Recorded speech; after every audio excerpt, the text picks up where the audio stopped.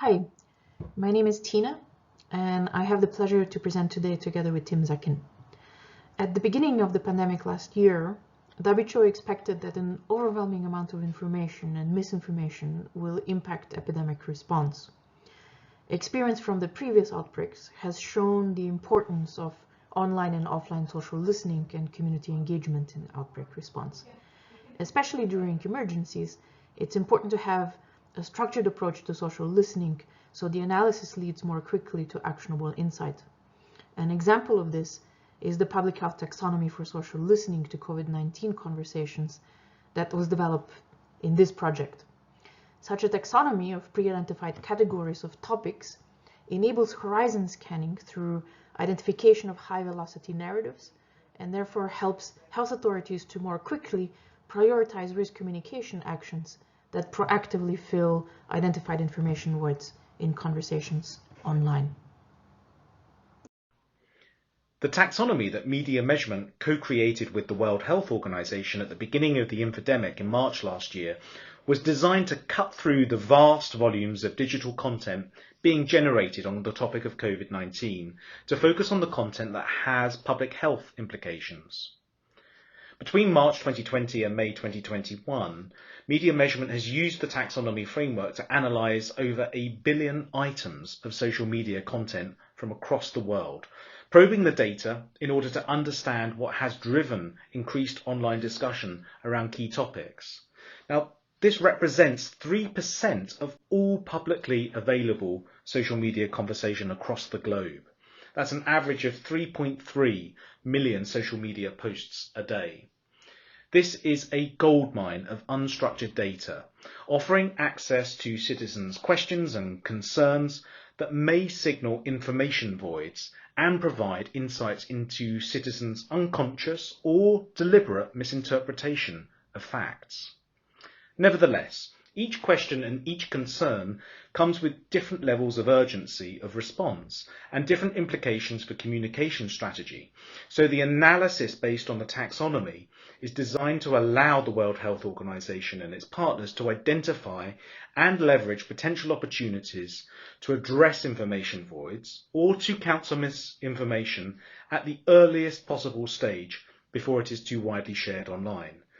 By focusing on those rising topics of concern and the questions that people are asking in the digital space that may otherwise be answered with misinformation or rumour.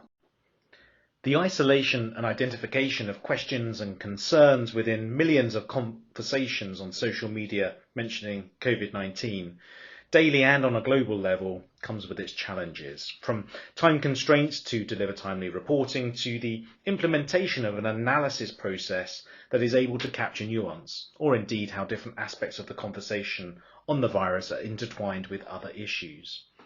In order to address these challenges, structure is key. We collect billions of public English and French language social media posts from Twitter, Facebook, blogs, forums, including Reddit and Instagram, through our data aggregation provider using keyword detection. When it comes to data aggregation and data analysis proper, instead of analysing the conversation holistically, we segment the data into 4+1 main conceptual areas that can better speak to public health actors. Firstly, the cause, how did the virus emerge and how is it spreading? Secondly, the illness itself, so what do we know about the virus and its symptoms and how it's transmitted? Thirdly, the treatment, how can it be cured? Fourthly, the interventions, what is being done by authorities and institutions? Now, the fifth category, which we call information, is the segment that looks at how civil society discusses information about the virus online, from meta-conversation on misinformation, data and statistics, as well as an overview of key sources or key influences being discussed. Within each of these taxonomies, we track 35 topics through which civil society discusses the virus, including stigma, symptoms, the risk to certain individuals, travel, testing, technology, and of course, treatment and vaccines. This first layer of compartmentalization gives us an overview of the most and least popular themes discussed online in conjunction with COVID-19, but also an understanding of the topics that are most likely to resurface again and again, even after appropriate communication has been put out, such as how COVID immunity works, asymptomatic transmission, or COVID-19 risks in children and pregnant women. On top of this layer, we also track questions by pairing our keyword detection infrastructure with question syntax detection in English and in French to pick up information voids requiring immediate attention. As part of our analysis infrastructure, we're also able to detect fluctuations in emotions expressed in social media conversation on COVID-19. To do this, we use a keyword detection methodology that picks up occurrences of 6 main emotions in particular: denial, sadness, anxiety, fear, anger, and acceptance. The taxonomy structure works as a large-scale signal detector. We build and expand the database on a weekly basis whilst keeping track of how online interest in the tracked aspects of the COVID-19 pandemic are evolving. Now, each week we examine a custom-built data dashboard that tells us which of the topics have gained velocity in a given week. That is, have increased in volume of mentions. Now, the focus on velocity rather than purely volume allows us to provide an early warning of topics that may be about to become an issue.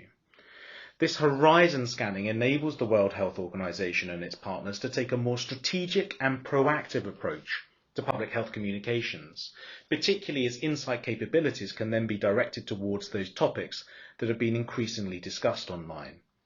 An experienced team of analysts identifies the key stories and narratives that have engaged users globally, picking up on those areas of concern and more frequently asked questions, and then contextualizes them in detailed reports that illustrate what the main issue is, which aspects of each theme are engaging users the most, and where in the world the issue is most severe.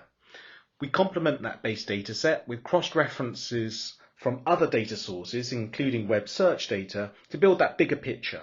And finally, we provide evidence of confusion or fertile ground for misinformation that may require a prompt communication response.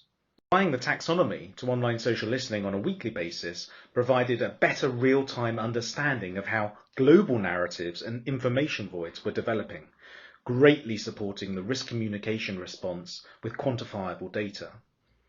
One of the limitations with the global approach was that only major narratives and information voids are identified.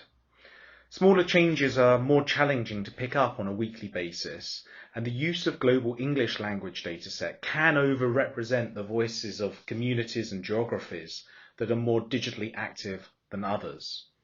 Even as we began to roll out the weekly reporting at a global level, we were already starting to discuss how our co-created taxonomy might also be useful at a more localized level. We started having conversations with individual partners about how they might be able to use the insight, including the World Health Organization in Southeast Asia. In adapting the approach, we've run pilot studies for individual countries, delivering insight based on the deep dive human analysis of digital conversations in Malaysia, Mali, and the Philippines, giving us further insights on how to adapt the taxonomy for local use.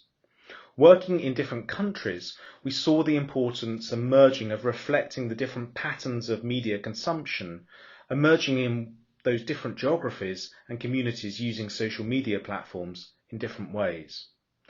We also began working with the public health team in Quebec to provide supporting data and insight to drive public health information interventions at a provincial level, which provided much stimulation for both localizing language and context. The methodology was designed to be highly adaptable from a global scope to a local or hyperlocal one. To achieve this, there were some questions that we needed to answer. So, what does the social media use landscape look like in a new target region? Or what does our data infrastructure need to change to reflect that landscape? For example, jointly with our colleagues in Quebec, we powered up our Facebook Insights capabilities because Twitter is not used as widely in the province. It also called for the creation of additional strategies to adapt that social listening because of the lack of Facebook's geolocated data available to the public. So we did that through the inclusion of toponyms, for example, or place names in our search strings. Last, but certainly not least, the localization of keywords does of course require accurate preliminary research. We powered up our search strings to account for phrases or for institutions that are unique to Quebec. For example, the acronym CHSLD for care homes, so that we can detect those conversations on healthcare. This new localization of the work provides an opportunity to further examine how this insight can be used at a local level and the addition of multilingual analysis. More information on the localization of the analysis is available at a recently recorded presentation at the World Health Organization's 4th Infodemic Management Conference, where the work in Quebec was shared in greater detail. Thank you for your attention, and we look forward to participating in the discussion.